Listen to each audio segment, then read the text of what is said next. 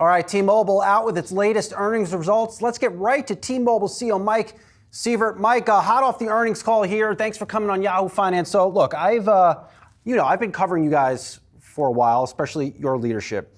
And on your earnings call, you started to talk about some price increases. That's the first time I've heard this from you and T-Mobile. Walk us through this. Well, first, thanks for having us. It's great to be here just minutes after our conference call. Listen, for us, the big strategy is one of perpetuating our brand value proposition for being the best value in the marketplace. And we have no intentions of changing that. And what customers have been doing is generally self-selecting up our rate card. They can't get enough of T-Mobile. When they buy it, they tend to buy some of our best plans, and they offer the most data and the most generous usage policies for other devices, et cetera. That's wonderful because that's great for them so they can take full advantage of the most capable 5G network. But it's also great for us because it sees our average revenue per account rising. It rose 1.8% in Q4. We just put out a confident guide for about 2% for 2024. And all that's without the kind of pricing shenanigans that our competitors do. Where do you see opportunities to take price? Well, it's about optimizations in how we efficiently deliver features to customers. For example, we changed how our auto pay discount works in Q4.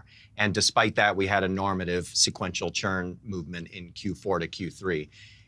Right now, we've taken a lead from Netflix. We've changed a little bit the Netflix offer, but also added Hulu because Netflix has changed their portfolio. And so these are things that we do that are guided by our brand value proposition to be the best value in the market, that are guided by what customers will appreciate and accept, but also guided to how we can be more efficient and effective in how we serve our customers so that we can compete.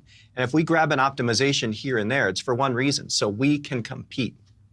I just want to clarify, and then I'll move on, Mike. A lot of real consumers, T-Mobile users, come onto Yahoo and come onto Yahoo Finance. So their bill is not going up a lot this year.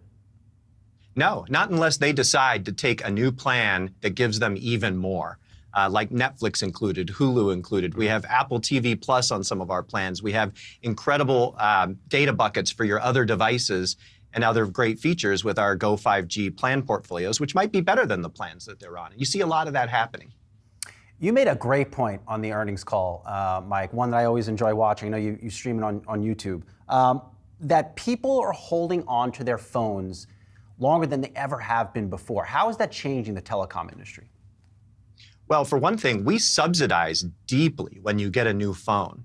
And so, for us, it's not a good thing to slam a phone on you if you're not ready for it. And on the other hand, if you are ready for it, it's important we're there with a really competitive, compelling offer. When people want those new phones, they don't want any barriers. They want us to be there, and put it in their hands at a great deal. And that's what we do. Just what we don't do is slam it to people who don't want it, just to lock them into a 3-year price plan so they can't leave.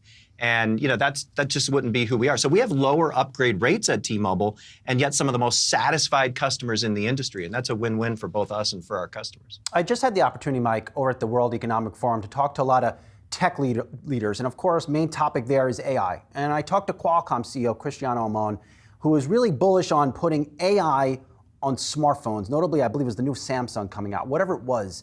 Do you think the shift to AI on smartphones means big business and big upgrades for your business later this year, or is this a 2025 thing? It's hard to tell, but today's smartphones are so feature-rich and capable, and AI algorithms, after the training process is complete, can be handled on them. And that's kind of what Cristiano's pointing out. And new smartphones will get even more capable in that era. There's no question that we're just in an unprecedented moment in technology history. And one of the things you're going to find is that as AI takes more and more root and transforms from just text-based to being audio and visual and video, you're going to see that the payloads of data that people move between their person, let's say their smartphone, and the cloud just continue to grow.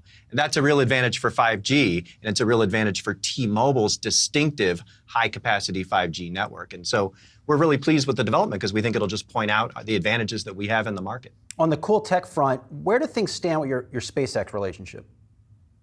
Well, we just launched the very first satellites and completed the first T-Mobile to T-Mobile direct-to-satellite test cells. And so we were able to text to space and back with the first direct-to-cell communication of a T-Mobile phone. And That's incredible. So we're, the next phase here is just lots of launches. They're going to need to get lots of satellites into the air, and we should be able to get a beta going later this year as a result. Who are you targeting with a program like this? Anybody that wants to be connected anywhere they can see the sky. And that's so critical. This country has 500,000 square miles where no wireless provider covers it. And it's very important for anybody, whether it's that lonely country road or whether it's being out in the wilderness or whether it's, being on a waterway, anywhere, where if you can see the sky, you're connected and you can get help and you can text a loved one and you can be found. And, that's important for absolutely everybody. Mike, too, I wanted to get to the Affordable Connectivity Program. That's slated to potentially end in April. Right now, it's benefiting 23 million households. What's your expectation around that program? Well, I think it's a lot more important dynamic for some of the broadband providers. And as it relates to mobile, I'll be very surprised if that program ends if people disconnect their mobile phones. Mobile's just so essential. What they may do is make sure they have the best deal from a great value brand. And that's where T-Mobile's well positioned because we have some of the best value brands out there, starting with our flagship Metro by T-Mobile brand and many others, including Assurance Wireless that's specifically targeted for people with very tight economic circumstances. And so we have some customers on that as well, especially on our Assurance Wireless brand, and there's some financial risk there, fully covered in the guidance range that we outlined today. But it's also an opportunity for us. We're going to be there to stand up for people if they lose those subsidies with an incredible value so that we can serve them. And T-Mobile has always known how to serve people with tighter economic circumstances. Lastly, Mike, we're asking all leaders. This is going to be an interesting year for a lot of big public companies, of course, going into the presidential election later this year. As a leader, how are you preparing your business and then your people for what could be a really volatile back half of the year? Well, it's just, in our culture, it's just about being there for each other and lifting each other up. And we have a really distinctive culture at T-Mobile that is about loving our customers. And you can't give them the best possible customer experience unless you have a culture that's supportive and inclusive and allows us to pick each other up. The external world, not just politics, which are stressful for people no matter which side you're on, but the whole external environment right now is stressful and difficult. And we create a culture at T-Mobile where people are able to bring their best selves to work and be in a supportive environment. And that translates into how we treat customers with the highest net promoter scores in the industry.